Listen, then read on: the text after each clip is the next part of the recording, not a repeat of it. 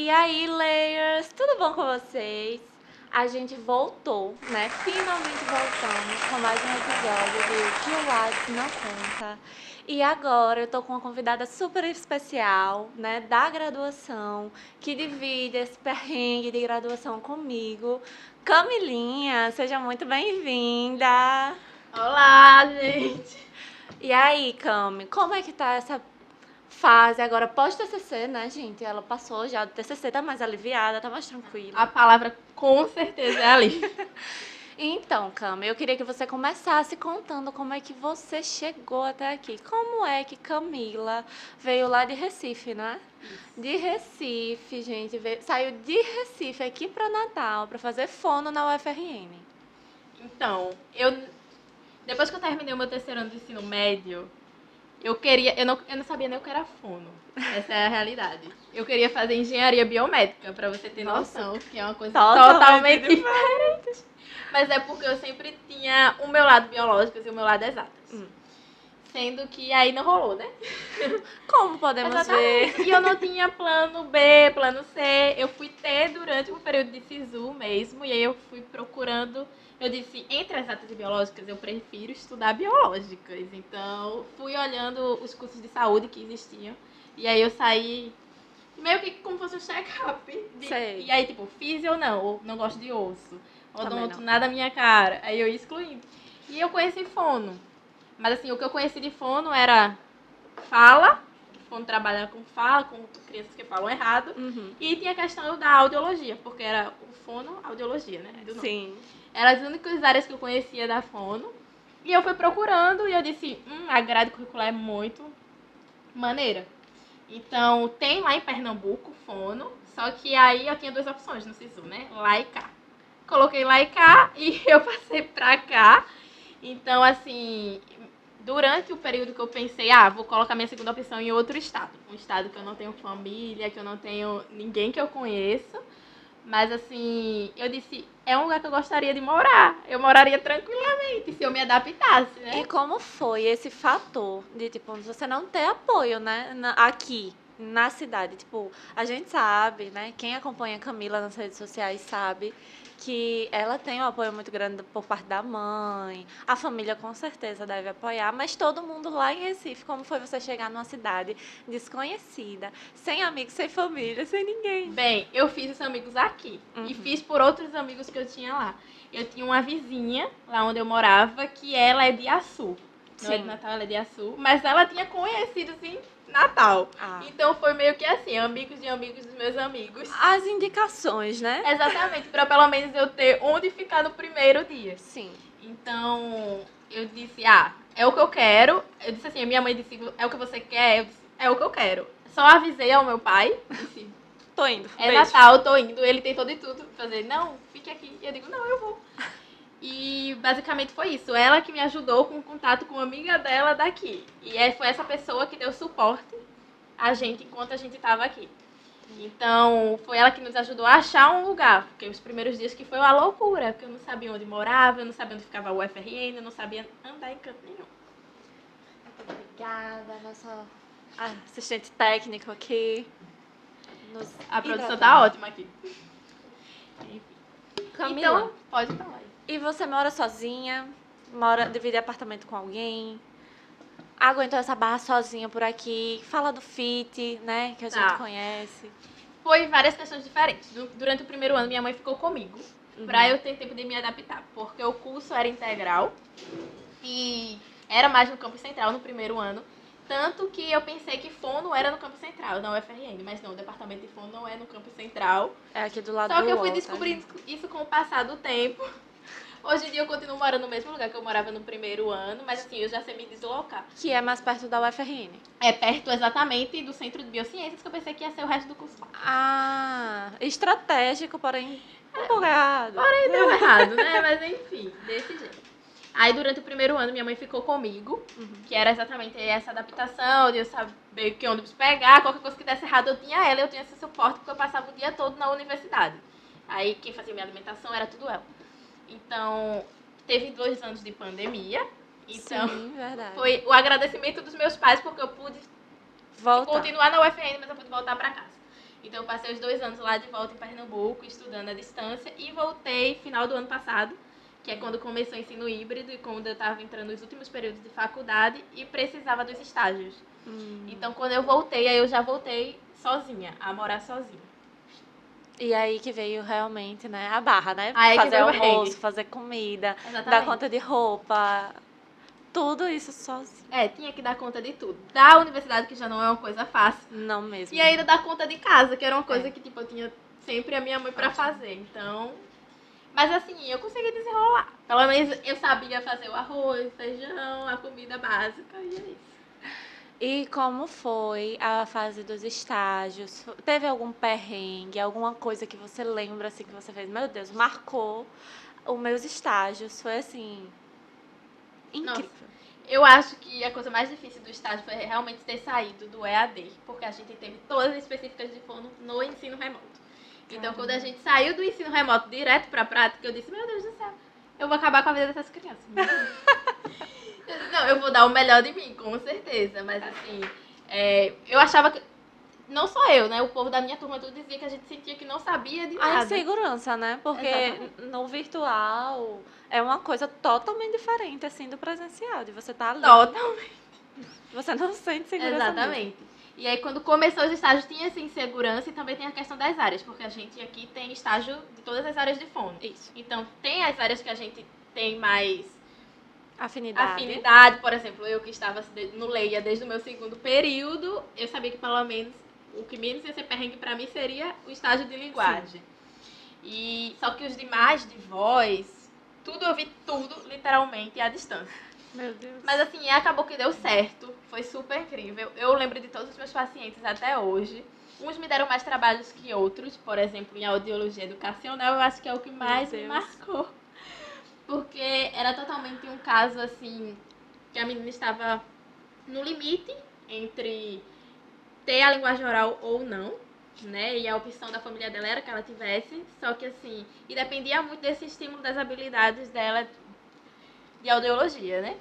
Que ela não tinha desenvolvido. Então, praticamente, eu recebi meio que um ultimato. Que senão... Uma missão impossível. Não é mesmo? Ou ela consegue agora, no seu período de estágio, ou ela vai ter que ir para outro tipo de comunicação. Então, foi o que mais, assim, difícil, exatamente. Mas, assim, no final deu certo. Eu pensei que não teria avanços, mas mesmo que não muito, teve. E a menina continua aí ainda no caminho da linguagem oral e espero que dê certo. Aí, temos aqui uma fono maravilhosa. E agora a gente tá na reta final, né, do curso. Daqui a pouquinho você nos deixa, né? Vai embora. Você vai voltar para Recife agora, no final do curso. Isso é uma questão que todo mundo quer saber. E Conta pra gente. E que eu ainda não sei ao certo. Eu disse pra mim que eu ia até o TCC, eu ia pensar em TCC.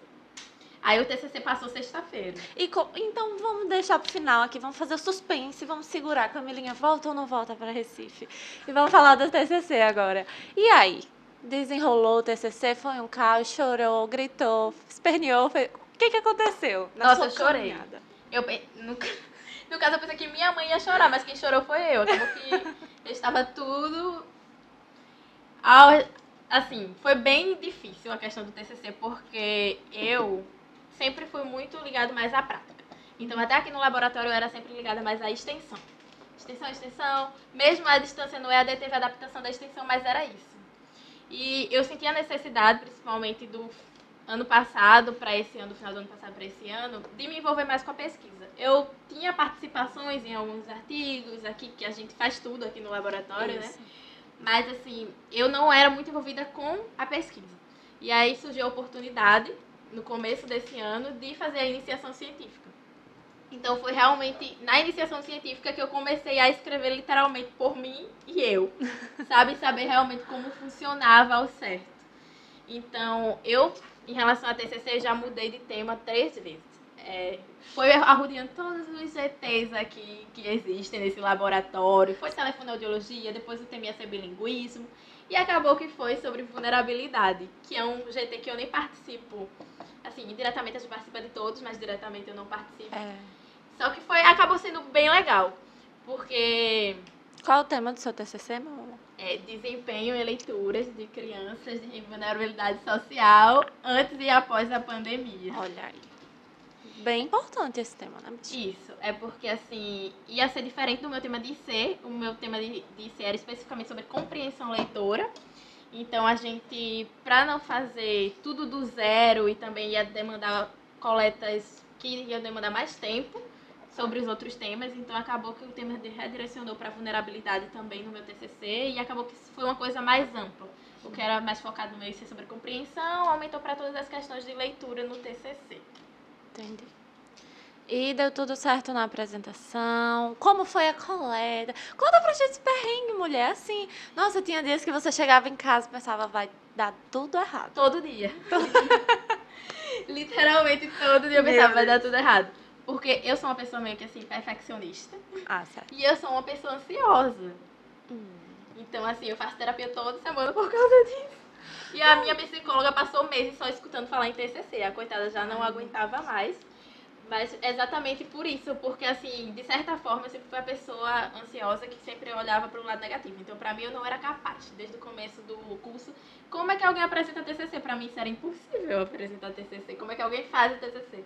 E assim, depois que passa, você percebe também que não é um bicho de 7 cabeças. Não. Mas enquanto você tá lá no processo, é um bicho de 7 cabeças sim, porque para mim até sexta-feira era um bicho de 7 cabeças. Então, assim, coletar foi uma parte muito importante.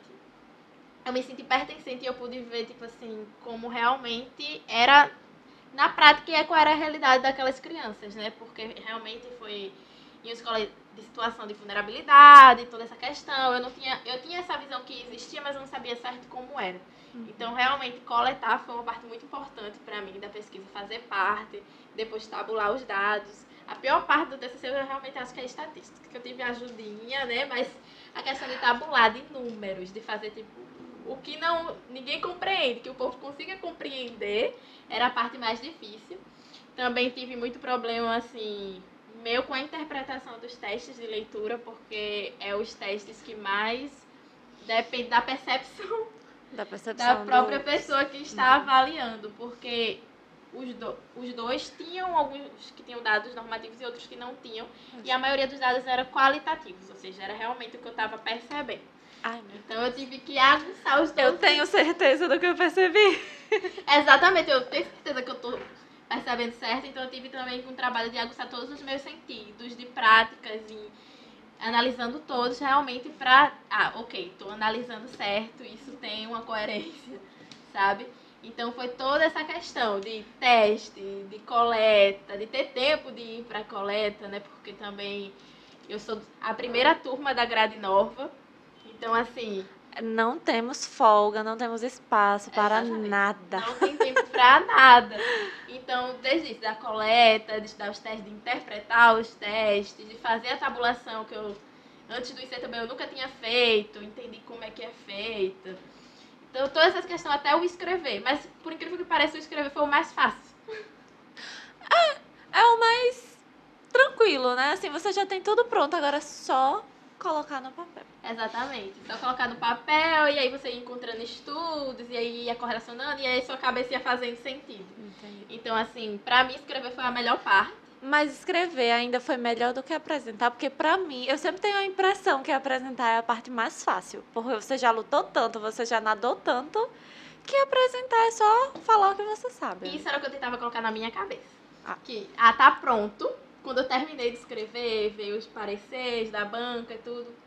Ajustei, tá pronto, tá escrito. Agora é só eu apresentar o que eu fiz. Só que por incrível que pareça, foi onde pegou mais a minha ansiedade. Sério, Camila? Sim, totalmente. Mulher. Porque eu queria saber. Eu sabia que eu sabia, mas ao mesmo tempo eu queria apresentar do jeito que eu queria, sabe? Assim, de que todas as pessoas conseguissem entender o trabalho. E também pela dinâmica que é do curso, eu também ficava ansiosa do que a banca ia tratar comigo após a apresentação. Então é bem isso que eu ficava nervosa pensando, porque assim, por causa da minha ansiedade, né? Tudo que eu não sei o que vai acontecer, eu fico imaginando o que vai acontecer. Então, quando estava escrito. Eu disse, tranquilo, só apresentar. Eu passei a semana toda falando pra mim mesma apresentação milhares de vezes, tanto que eu cheguei no dia meio rouca pra apresentar. As professoras de voz assim, ó, tudo bom, Camila? O abuso vocal foi real. Mas deu tudo certo. TCC aprovado. Aprovado, graças a Deus. Agora eu sou uma nova pessoa. Agora Camila vive gloriosamente a vida, né? Já vivia. Mais ou menos, né? Porque ainda tem relatório do final do semestre, do estágio, finalizando o último semestre de curso, então é um misto de sentimento. Mas agora minha atenção está direcionada para outras coisas também, que não era aquilo que era só TCC. A minha vida passou os últimos meses TCC. E agora que passou, realmente é um alívio que pode vir... Não pode vir qualquer coisa, não. Mas pode vir muita coisa que ainda... Que eu estou naquela zona ainda de tranquilidade. Que passou. Aí agora você vai falar pra gente, vai voltar ou não vai voltar pra Recife? Vai ficar na cidade? Isso vai ficar uma questão aqui, ainda vai ficar uma questão por um bom tempo, porque... Deixa os seus comentários. Vocês acham que vai acontecer? Né? Como vai se desenrolar a história de Camila? Vai ficar em Natal ou vai pegar o rumo de casa? Fica aí a grande questão. Exatamente. Por parte da minha família tem um pensamento, por parte dos meus amigos aqui de Natal tem outro pensamento. O FIT vai ficar sem um integrante, né? Vai ficar desfalcado. O FIT, vamos falar do FIT. Tá. O FIT, que por acaso não é de fitness, tem nada a ver com comida. Não, gente. Não tem nada a ver com comida. FEAT. O FIT foi a união de 2 grupos do primeiro ano da graduação, do meu período, que a gente era literalmente dividido. Eu fazia parte de um grupo, metade fazia parte de outro grupo. Sendo que algumas pessoas desse grupo saiu, vai cursar outro curso, desistiu de fono. E do nada, não era Jafon, mas teve algum evento especificamente que todo mundo foi e sentou junto. E a gente começou a papear, né? E depois disso, literalmente, a gente grudou. E virou FIT exatamente porque era a junção desses 2 grupos. E desde então, isso foi no primeiro ano de curso, e desde então a gente é unido pra tudo, literalmente. Literalmente tudo, galera. Literalmente tudo. Pra estudar, pra falar besteira também, pra tudo. Quem não acompanha o FIT, já pesquisa lá no Instagram, tá? Porque maravilhosos. Pra tudo eles estão juntos. Festas, tudo. A gente vê sempre tem mais 3, mais sempre 2. Tem junto. Nunca tá um isolado. Nunca. E foi quem te apoiou bastante, né? Que esse apoio emocional também, esse amparo, de não estar sozinha na cidade ainda também. Exatamente. Principalmente esse último ano e meio, que eu estava sozinha, assim, em presença de morar só. Eles me deram apoio de tudo, porque qualquer coisa que eu precisava... Eles me davam suporte em tudo, seja emocional, qualquer coisa. Poderia ter a ver com a universidade, poderia não ter nada a ver. Era eles que estavam sempre dando esse suporte, era eles que estavam aqui perto presencialmente. Então, meus agradecimentos ao FIT, que eu já dei agradecimento demais, já fui no aprofundamento. Muito obrigada por todo o suporte de sempre. Olha pra lá. Olha pra lá. Não queria esquecer tudo que vocês fizeram por mim. Vai chorar, eu não vou chorar, não. Até porque eu não tô me despedindo de ninguém. Exatamente. Ainda não sabemos qual é o seu futuro, se vai se despedir, se não vai, então... Nem eu sei. Mas no final, assim, gente, a gente vai contar pra vocês, assim, bem no final, sabe? Nas últimas temporadas, a gente aparece aqui, ó, Camila... Quando eu souber, eu conto. Quando ela souber, ela conta. Então é isso, Camila. Muito obrigada por estar aqui. Foi ótimo bater esse papo com você. Saber um pouquinho mais da graduação, do perrengue do TCC, da ansiedade que a gente passa, né? Que a gente vive tanto. Eu acho que as pessoas nem imaginam quando a gente fala do curso de fono, que é pesado, é realmente muito pesado. A gente tem uma grade que é intensa e integral, então a gente não tem tempo para nada. Os horários pra gente conseguir... É o quê? Os horários pra gente conseguir, tipo, conciliar com Leia, né? O próprio Leia, que é um projeto. A gente luta, assim, nos encaixes. Não posso tal dia, mas posso tal. Passo 2 horinhas, passo 3 no outro. E a gente tem, no mínimo, 10 ou são 9 matérias por semestre obrigatórias, tá, gente? Então, tanto assim, que eu tô pagando optativa até nesse último semestre de curso. Porque era o único tempo que sobrou. Exatamente, a gente ainda tem optativa, tem obrigatória e tem outra que é que são as... Eletiva. Essa mesmo. Então, assim, a gente tem, né, que fazer... A gente tem que dar conta, mas não é fácil. Não é fácil. Então é isso, muito obrigada, Camilinha, por estar aqui. Eu que agradeço, foi ótimo falar sobre isso que eu passei, verbalizar. Desabafar, né? Um pouquinho. Exatamente. Vamos desabar. Muito obrigada, até a próxima. É muito bom ter você no nosso laboratório como parceirinha, né? Tenho certeza que quem tá assistindo aqui, galera, a gente tem os bastidores aqui, tá todo mundo fazendo coraçãozinho, mandando beijo pra Camila, ela é super assediada aqui. São os melhores que existem. E é isso, pessoal. Esse foi o episódio do nosso O Que o Lattes Não Conta. E fica aí acompanhando as nossas redes sociais. Leia o FRN no Instagram, certo? E a gente acompanha aqui, se inscreve no canal, ativa o sininho. Se inscreve no canal, ativa o sininho, acompanha a gente que ainda vem mais episódios do nosso podcast, no nosso videocast.